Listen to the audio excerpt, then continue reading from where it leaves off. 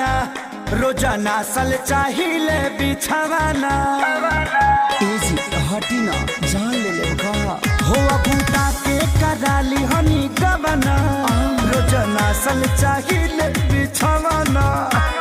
काच बजवानी सुनिए राजा जानी काच बजवानी सुनिए राजा जानी हमसे कुछ दिन दूर औरी रही ना मानव का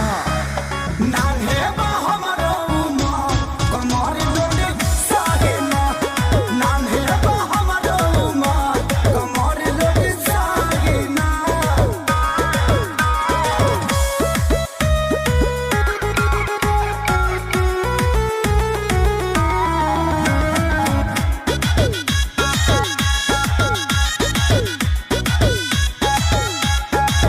नहीं करी परेशान अब ही बानी हम